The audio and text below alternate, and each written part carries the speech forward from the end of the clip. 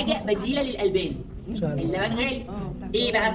حذروا حاجه، المعابد بتاعت قدماء المصريين مرسومه كده اكتر من مره، اللي هي الخس البلدي بتاع زمان، اللي هي له ساق كده، ساق الاخضر ده. ايوه، والورقه يمين والورقه شمال. جميل. انا بصراحه البحث ده ما قاليش اي كلمه ان ممكن الكابوتشي يحل محل لا الخاص الخاص البلدي. الأخضر هم بقى قدماء المصريين كان الخاص البلدي ده عشان نمو القدره الذهنيه والانجابيه. سهله؟ سهله.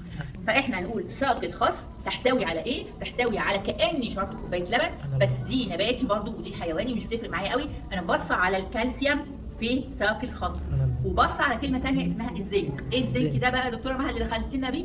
ده هو برضو القدره الذهنيه، وزي ما قلت لكم زمان هو جزء من العلاج بتاع التقزم الغذائي، اللي هو قلنا الام طويله والاب طويل، وفوجئت ان الطفل وانا بتابع نموه، والكلمه دي مقصوده اللي هي خط اهو، بتابع نموه. معنى كده ان انا مش بخلف واكل كده وخلاص، لازم اتابع الطفل ده او الشاب ده او الصبي ده او الصبيه دي هم ماشيين صح ولا انا مقصره في اتجاه معين.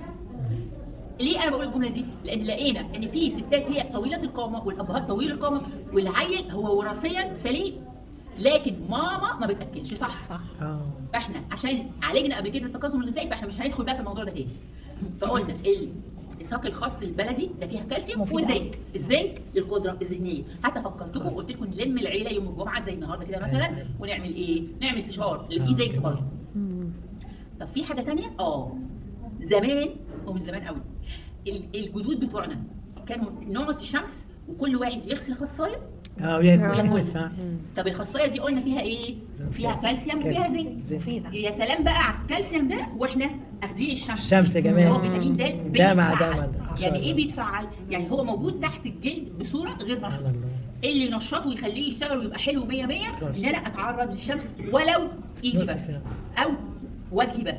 قلنا من الصبح لحد الساعه 11، بعدين من 11 ل 4 ممنوع، بعد الساعه 4 بتعرض للشمس تاني، او هي بتبقى اولاني. المهم يعني في فتره انا مش بتعرض فيها للشمس عشان بيبقى في اشعه الى حد ما مش كويس ان انا اتعرض لها في التوقيت ده.